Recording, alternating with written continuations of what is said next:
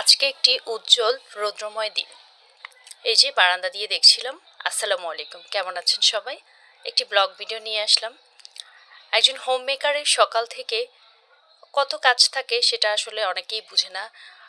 বিশেষ করে পুরুষ লোকেরা ভাবে যে তোমরা মহিলারা সারাদিন ঘরে বসে কি করো। সবার কথা বলছি না, অনেকেই ভাবে।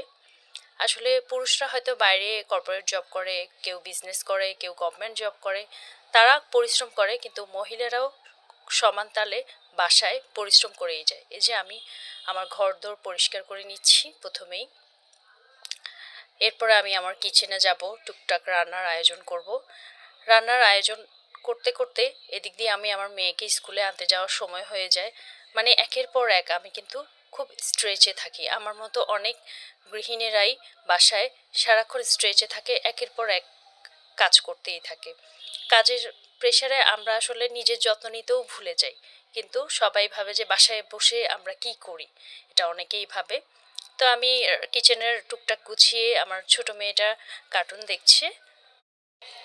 আর ঘড়িতে বাজে 11:30। আমার বড় মেয়েকে স্কুল থেকে আনতে যেতে হবে। আমি চট করে কোনো রকম রেডি হয়ে বের হয়ে গেলাম।